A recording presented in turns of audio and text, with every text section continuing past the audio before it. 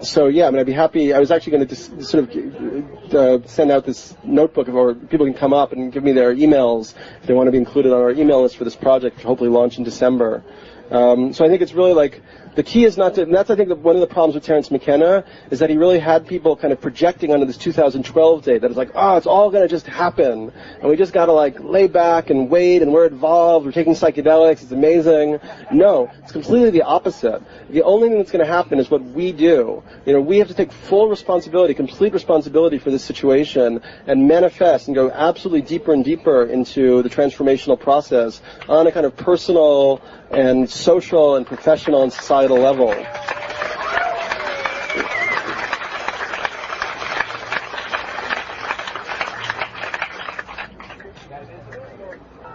I don't think it's more. It's not.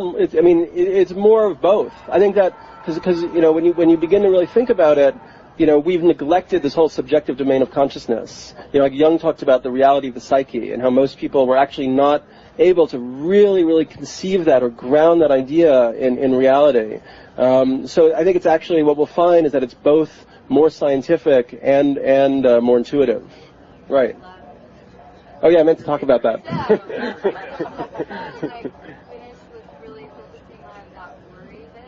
Yeah. Well, I think that people tend to be very scared right now, very anxious. I mean, there's this obvious, you know, it's constant kind of ratcheting up of the pressure. You know, this sense, like, you know, you feel when you go to an airport. I mean, you know, the TV, the whole thing. It's like this fear vibration is just increasing continuously.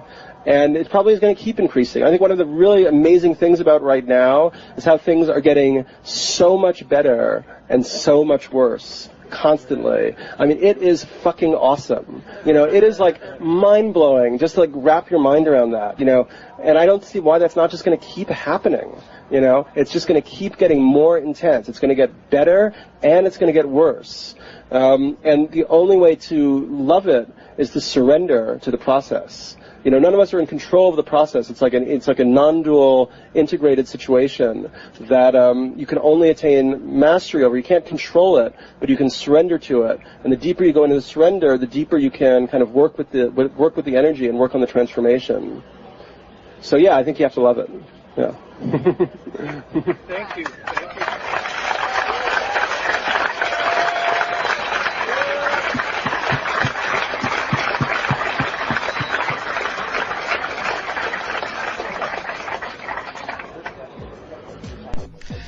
You know, that's a really interesting and I think very important point that Daniel makes about taking these indigenous cultures seriously if you're going to take on the shamanic worldview or the shamanic perspective of the world.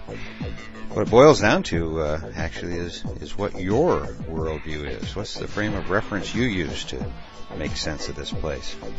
For example, if your frame of reference was that of the Bush crime family, you most likely wouldn't be listening to this podcast, I guess. You know, that if your frame of reference, though, is the ancient shamanic traditions, then what Daniel's suggesting is that you begin exploring the personal ramifications of your worldview and see how it fits with the way you're living. For what it's worth, I also subscribe to much of Kalaman's interpretation of the Mayan calendar. I can't say I identify with some of his final conclusions in the last chapters where he gets a little bit too religious oriented for my taste, but overall I like his interpretation of the Mayan calendar as a map of human consciousness. A couple years ago, after I'd first heard about Kalaman and read one of his books, I found a way, I thought at least, to test one of his hypotheses or a part of it. According to Kalaman, the Eighth Age, the Galactic Age, is to be an age of ethics. And this age began in January of 1999 and ends, as do all the preceding Mayan ages, in winter solstice in 2012. I guess I ought to mention, though, that Kalaman claims the date to be sometime in October in 2011, but that catfight between scholars isn't something I care to spend any of my time on right now. What's important to me is the overall flow of events right now. The specific dates, I think, are going to take care of themselves. Daniel seems to support that idea as well. As long as we know where the current is going to take us. We shouldn't be too surprised when things happen a little sooner or later than predicted.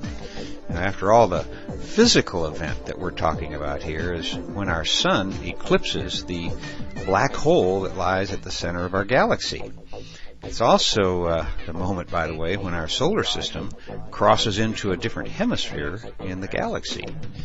Now, on this planet, when you have water swirling down a drain, it goes in different directions depending on which hemisphere the drain happens to be in. Maybe consciousness will begin to spin in a different, maybe more Gaian direction once the Earth crosses into a new hemisphere of the galaxy. At least these things are kind of fun to think about, don't you think? Particularly here in the psychedelic salon. One thing Kalaman said, though, that really made me take notice is that the midpoint of our present age, the galactic age, was June 2nd, 2005, just a few months ago. And he went on to say that after that date, the ethics scale would tip, and from then on, the more unethical a person was, the worse things are going to get for him. Now, a few of the things I've noticed that have happened since that date are the Downing Street memos came out, white-collar criminals are getting longer sentences, the leaders of the House of Representatives and the Senate are all being investigated, as are all the top people in the administration, including the President and Vice President, just to name a few of the little ethical lapses that are catching up with little Georgie boy. Now, I guess that was sort of a long way of saying that you'll be well advised, in my opinion, to maybe re-listen to this talk that Daniel just gave. In fact, you probably want to listen to it several times before you really grok the big picture he's pulling together here. Personally, I can't wait to read Daniel's new book. And if you want to stay in close touch with what he's going on, go to his website, which is www.breakingopenthehead.com. And one of the other exciting things that Daniel is up to is he's about to launch a new magazine this winter. So stay tuned and check Daniel's website and the Matrix Masters websites as well for announcements about that. Well, I guess I better stop talking and let you get on to the other podcast we're putting up today, and that's Eric Davis's Burning Man talk that followed the one by Daniel that we just heard. A big thank you to Bruce Damer for recording this, and along with Galen for the pictures we posted of this event on our Palenque Norte 2005 Burning Man page. And as always, Daniel, thanks for all you've done for the tribe in particular, and also for this lecture series. In case some of you don't know it, Daniel has been a featured speaker at every Palenque Norte lecture series since they first began, and his support has been a big factor in the success of the Burning Man lectures. For sure, I want to thank the entire Maps Bops Snowflake Village team.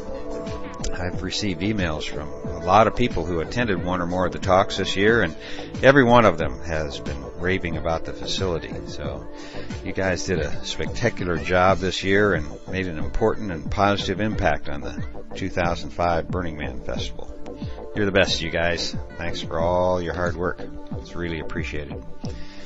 And our theme music here in the Psychedelic Salon is Compliments of Chateau Hayuk. Thanks again, you guys. And thank all of you out there in cyberdelic space where we share this virtual psychedelic salon. For now, this is Lorenzo signing off from cyberdelic space. Be well, my friends.